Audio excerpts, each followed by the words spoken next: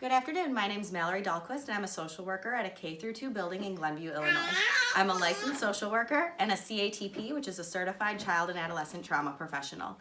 And I'm part of a team working to help our district become more trauma-informed and use more restorative practices in our day-to-day work at school. Most schools have gone more to punitive measures when children break rules or don't follow what they're supposed to be doing. And so this practice is becoming new with our building, and I want to share that with you today as well. So let's get started.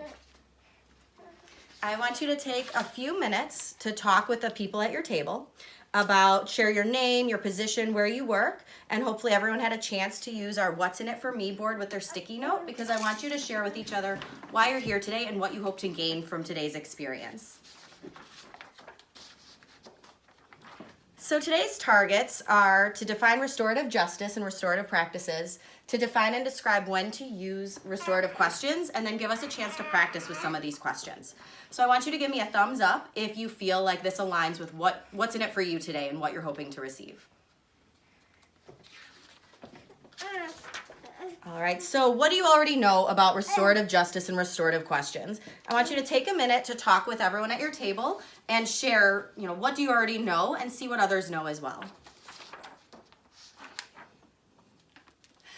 All right, so to start off, restorative justice is a way of looking at criminal justice that focuses on repairing the harm done to people and relationships rather than on punishing offenders. As I previously said, a lot of people, not just criminal justice systems, but schools as well, have focused on punitive measures to work with kids when they've had problems. If a rule is broken, if a student's talking back to a teacher, if they push a peer at recess, they might get sent to a principal's office, or they might have a suspension or a detention. And what we need to focus on is building the relationship and working with either the principal that was offended or working with the peer that was hurt in the recess incident. So we need to practice and focus more on these relationships and working through that than on these punitive measures, and give the victim and the offender a chance to rebuild that and learn from what happened. So restorative questions are the tools that we can use in order to practice restorative justice versus other approaches to discipline.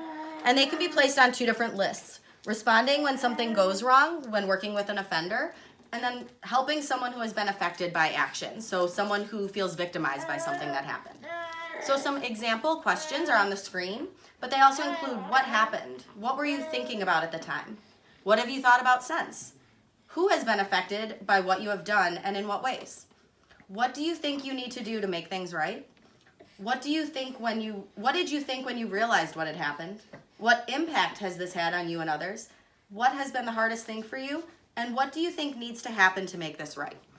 So these can be used with both offenders and victims, but also you can use these different categories interchangeably when working with two children who may have wronged each other.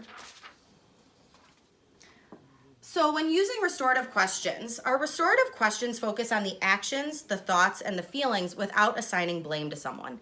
It encourages people to hear how their actions affected others and encourages them to take the responsibility for their actions.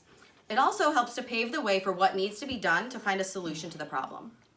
When separating the deed from the doer, it prevents them from being seen as bad, from feeling shame for what they've done, and gives them an opportunity to change and right their wrongs.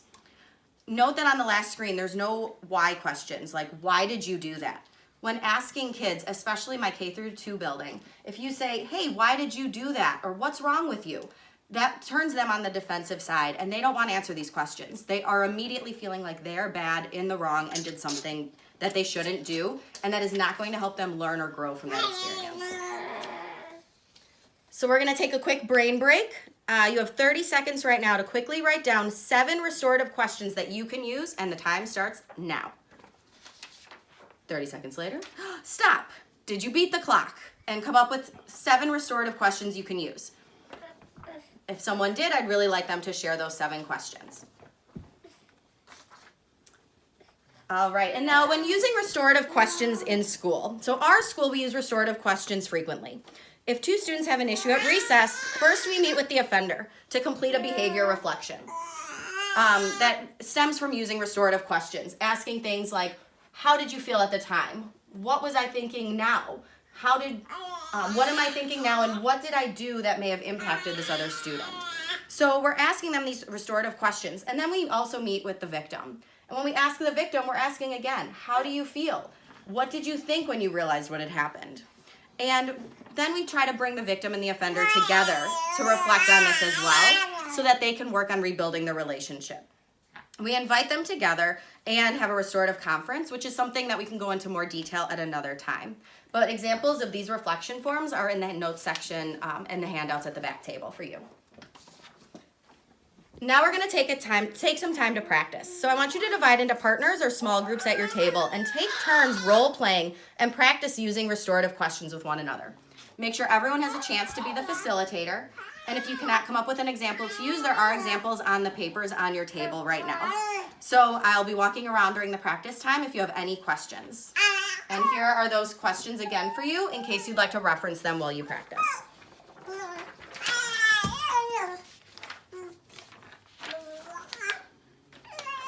All right, now that you've practiced using restorative questions, I want you to think about some of these questions.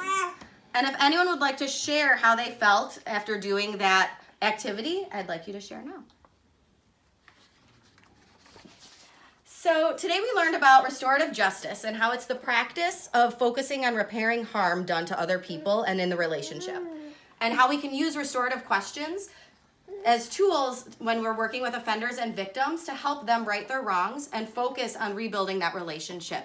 And we had a couple of minutes to start practicing using some of those questions. So for our next steps, I want everyone to think about what you wrote on your What's in it for me Post-it note at the start of today's session.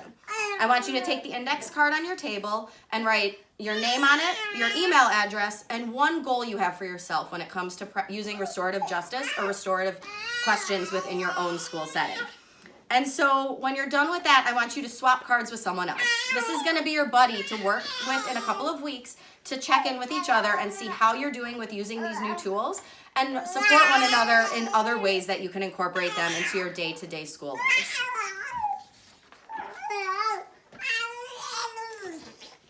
And now I want us to celebrate our accomplishments from today, from connecting with one another and engaging about restorative practices. We've done a lot today in a very short amount of time. So if anyone has something, their biggest takeaway, I'd like us to share those now with one another before we end. Thank you. Thank you, Penny.